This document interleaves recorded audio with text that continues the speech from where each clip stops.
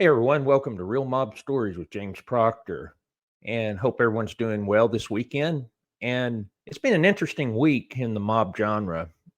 What I noticed is that each of the major, I guess what I'd call the guys in this genre that were part of the mob live, they all came out talking about what happened with the Donald Trump assassination attempt.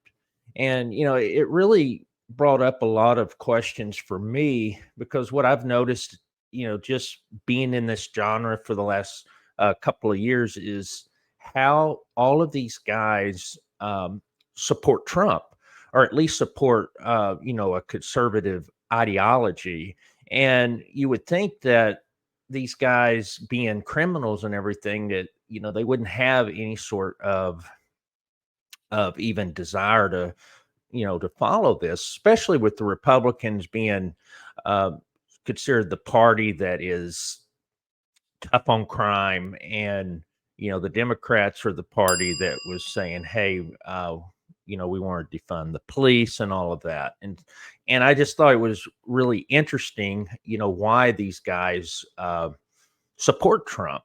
And so what I wanted to do is just play a couple of clips. I'm going to do a reaction. I'm going to, explain a few things, give some background material because it is interesting. Donald Trump was around from back in the 70s, and he really was big in the 80s with the Trump Tower. And so it's really interesting to me because he did have, even though he wasn't directly involved in the mob, he was obviously affected by it. And so we'll talk a little bit about it. I know in 2016, when he was running for president the first time, there were reporters that were trying to dig up his alleged criminal, I guess, connections to the mob. And, it's really not ever been proven. It's been more of him being, affected by it. So, we have Joey Merlino. He came out first. I'm sorry.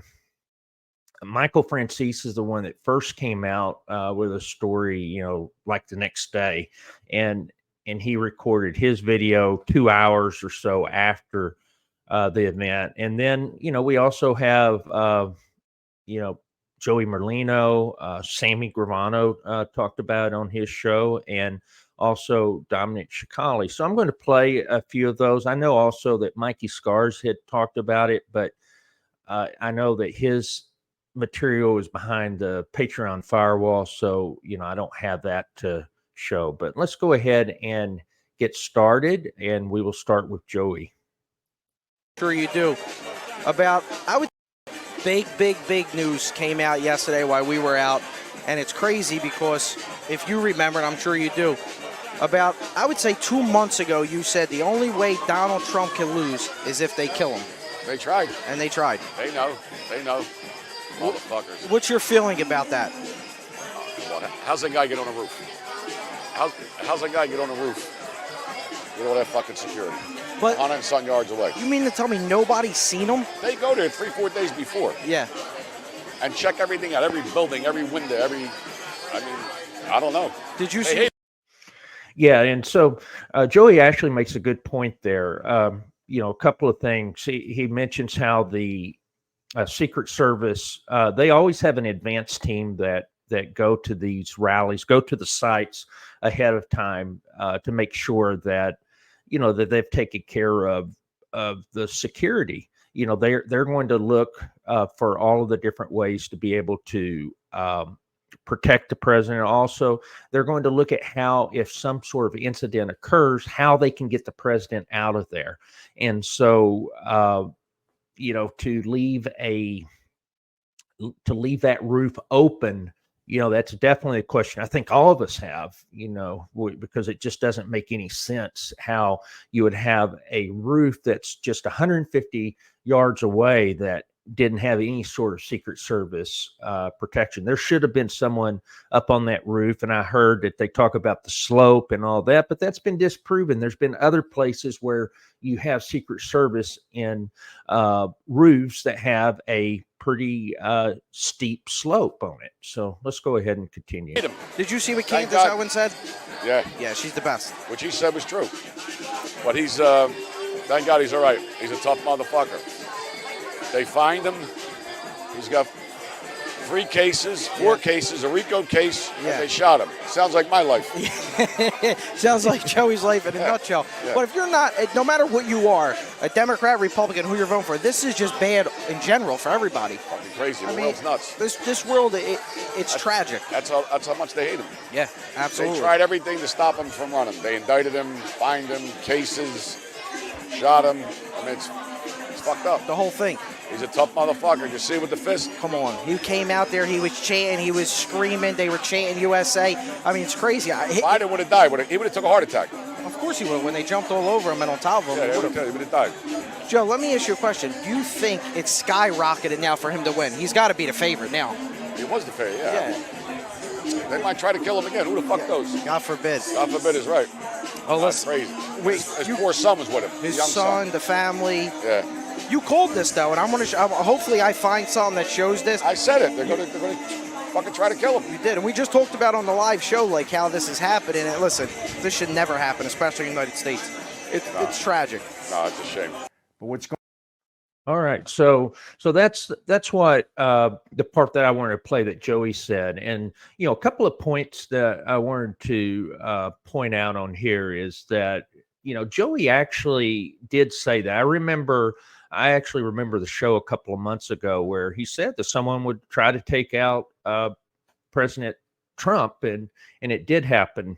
And then if you remember, before Joey came onto YouTube, he had that infamous photo where he had taken a photo with, I guess it's down in Mar-a-Lago, I'm assuming, but he had taken a photo with Donald Trump, and there was a lot of controversy over that, and they made sure to put it out that trying to say, that Donald Trump's around mobsters. But what's interesting to me is that that there was a poll done, and that 1/3 of Democrats actually believe that this is fake, that it really didn't happen. But how can you say that when you have a guy that died, you have 2 people that were shot in serious condition, and then you had the president, but you still got a lot of conspiracy theorists out there that thought that think that this was all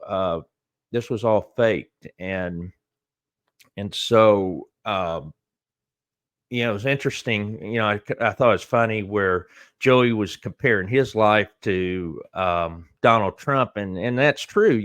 Trump's going through been charged with RICO offenses. He's been, all these accounts of charges against him, and now he gets shot, and we know that Joey had gotten shot as well.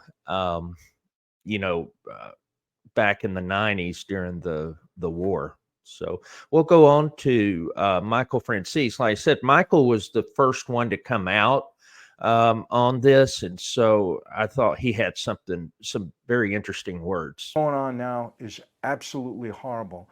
And you know what? I have to say this. The Secret Service, I don't know how a guy with an AR-15 can get that close to the president. When I say that close, an AR-15 can fire accurately by a sharpshooter up to 300 yards. That's a long distance. That's 3 football fields. I don't know how he got that close, and I'm not going to say there was a failure on anybody's part. I'm not going to say that. But I will say this. I saw those Secret Service people jump on that president immediately. They didn't know if shots were going to still be fired out. They actually put their lives at risk to save our president, and I applaud them for that, man. They acted very, very quick. And they're heroes. I believe they're heroes because they were ready to risk their lives. People, listen. We'll find out more what's happening. We'll probably find out who the attempted assassin was. And by the way, he was an assassin because one person, from what I understand, is dead at the scene, and 1 or 2 more might have been injured. We don't have all the facts yet. It's only a couple hours ago that this happened, but my gosh, what is this country coming to? We can't even have a decent election. I mean, the last guy that got shot was Ronald Reagan. But I really want to. Yeah, and so he made a good point on here. And I was born in 1970, so I'm 53 years old. I'll be 54 in October. And one of the most defining moments of my childhood was in 1981 when Ronald Reagan was shot. And what I remember from that day was how much confusion and chaos there was after that happened. I was in school when it happened. It was in, I don't remember exact time. It seemed like it was around 2 o'clock or so, 2 or 3 in the afternoon. And the news reports back then, I think CNN was about the only cable news network that was out there, and then you had the regular ones, your ABC, CBS, and NBC. And anyway, they originally had said, "Oh, the president hadn't gotten hit," and so that was the narrative that was going out. And what we saw that had happened was that James Brady, he was the most seriously injured. He got shot in the head. I believe it was a 22 that John Hinckley Jr. used, and he got shot in the head and almost died. And in fact, I remember the news reports saying that he had passed away. And then you had a DC cop that got shot, and I believe and then you had a Secret Service agent. And with Reagan, what had happened was that my understanding is that the bullet ricocheted off the armor of his vehicle and of the limousine, and then it went into his lung. In his case, it was within an inch or two, he would have been dead. And originally he didn't even know that he had gotten shot, and then he thought he had broken a rib when they had pushed him into the vehicle. But then he started coughing up blood, and they knew something was wrong. And so we'll go to Sammy Gravano. A couple of interesting things that he has to say on this. Start off and say a prayer. We all say a prayer for a guy named Corey, and I'm not sure how to pronounce his last name, but we all know who he is. He was killed when the bullets were flying. He jumped over his family to protect his family, caught a bullet, and died. There's 2 other guys who were hit or were in the hospital, still under critical. That's all I found out. But they're alive. And I understood, I can't get the research on it, but a woman got hit in the hand as well. My phone went crazy when this happened. People know that I have the t-shirts, with Trump, and I'm a little bit of a Trump supporter. I'm more now than I've ever been. So if you want to call me a Trumper, I'm a Trumper. The guy, when he gets shot, really showed what kind of a man's man he is. He tried to get his shoes on, pushing people out of the way, blood running down his face into his mouth, his hand, fist pumped up in the air. That's a fucking man's man. That's a man I want to be the president of the United States, to lead us into wars or get us away from wars and run the country. So, I can almost, I've heard so many stories about Joe Biden. He would probably shit himself, been crawling on the floor, crying like a baby. That's what we have as a president. This is what we need as a president. If anything showed me his character and what he really is, this guy was willing to take a bullet because he loves us, he loves the country, and he really wants to make America better again. And I think he said it all by getting shot, and his reactions, he said it loud and clear. Now, think about it. It's 150 yards, the shot. That's 300 feet. That's the size of a football field. It's a tough shot. He's on a roof. He's on an angle. Makes the shot tougher. The wind is blowing. You see the flag. That kind of distance could move a bullet a little bit. He knows what he's doing. Now, let's get to the part. He's climbing on a roof with a rifle. We have videos. There's dozens of people are screaming to cops and the Secret Service people and pointing him out. Yep. Nobody does nothing. A cop supposedly climbs up. He points the gun at the cop. He comes down and never comes back and never says nothing. What a joke, Sam. As soon as they see him, they got to be screaming, "Get him off the stage." Nobody did that. So this to me is a planned hit. Very well planned hit. Now, I watched it, I saw it over and over again. Donald Trump moved his head a couple of inches, and the bullet, instead of hitting him in the forehead or right in the middle of his face, and it would have blew his head off, it hits him to the side. It grazes and hits his ear. If he doesn't move that 1 inch or two simultaneously while the trigger is pulled, he gets hit right face forward, and he's dead. So there's no question that this kid hit a shot and a half. It's not an accident. This is a professional hit, as far as I'm concerned. This is my opinion. And not be a sore loser. Okay, so yeah, I mean, what Sammy's talking about obviously is about the lack of security, the security lapses, and I think that's what's on the mind of most Americans. It just doesn't make sense how this was happening. And I put up a short earlier this week where we had it's on film of people yelling at the police. They said, "Hey, there's a guy up there. You know, they're pointing at him. You know, the guy's got a gun."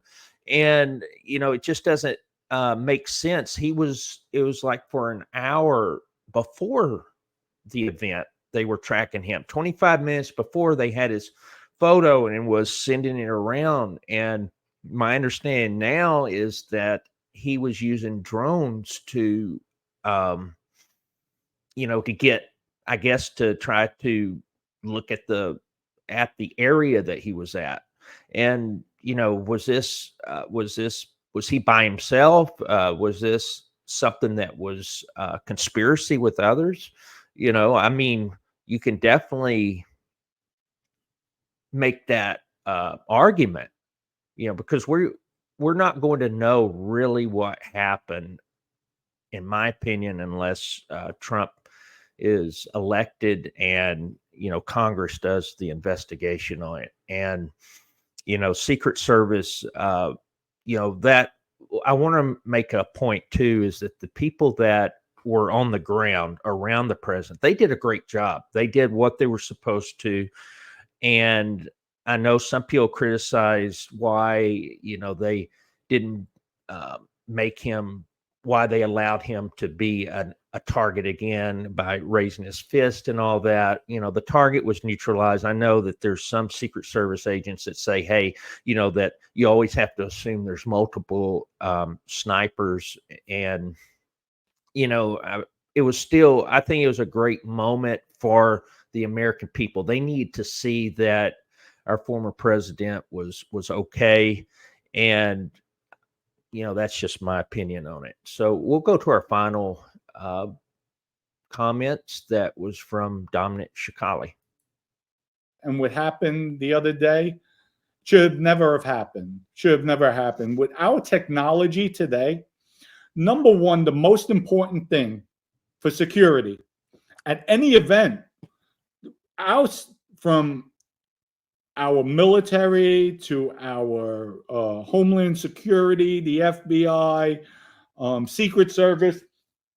Why didn't they have drones flying overhead? They should have had 4 or maybe a half dozen little drones flying ahead where they see everything. So they didn't have that. Yes, there was a screw up, obviously. Thank God it didn't. No, I shouldn't say thank God, because there was a life lost and 2 in critical condition from the last I heard. And our former president did get winged in the ear. And they said millimeters more, he would have got caught it in the head.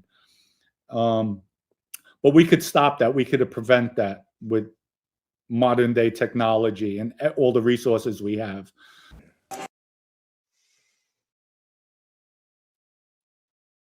Okay, so yeah, the main point on there is that Dominic is talking about a way to enhance the security using drones.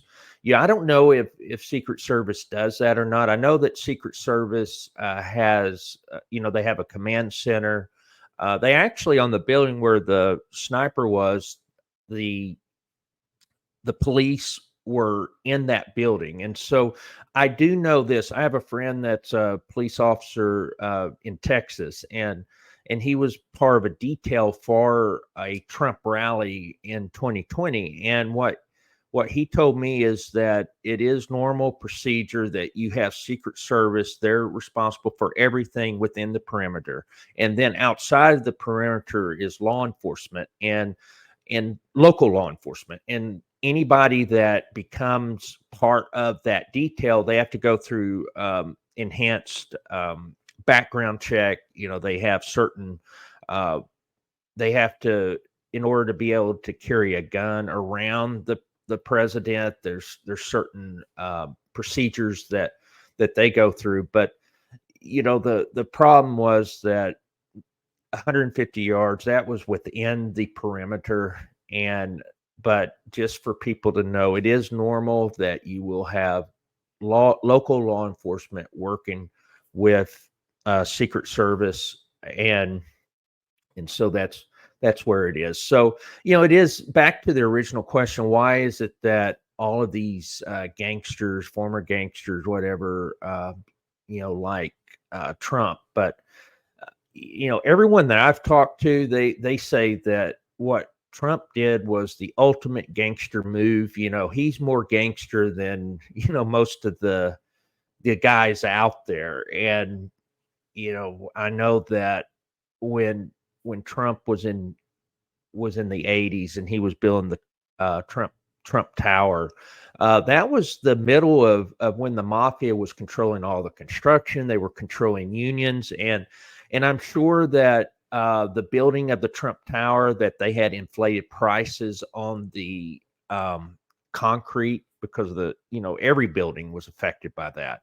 Also, unions, what they would do is they would slow down work, or they wouldn't show up if you didn't work with them. And I know that what Trump did, is my understanding, is that he used Polish immigrants to get around union workers. That's one thing that I've heard. Also, there were reports that he might have been involved with the mob into getting his license in New Jersey. I don't believe that. I just don't. And most of the people that were saying that Trump was involved with the mob, it's not true. I believe he was indirectly affected, just like every other builder in New York. But that's all I wanted to share today. Hopefully we'll get back to more regular mob content this week.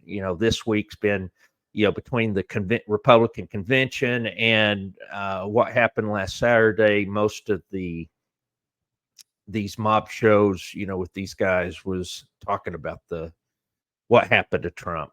So anyway, I hope you enjoyed the show. Please like and subscribe. Also, let me know your thoughts. What do you think happened?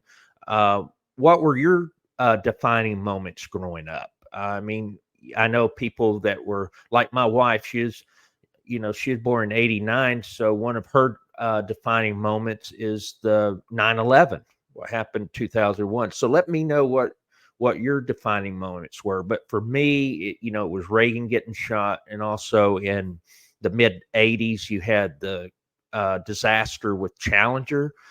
I remember seeing that. We had a teacher that was on Challenger, and when it exploded, I think there were 7 astronauts on there, including the teacher. And then the Berlin Wall, 1988, that was one of the defining moments, at least for me growing up. So anyway, I hope everyone has a great week, and as we close, just hope everyone's take care, stay safe, and God bless you always.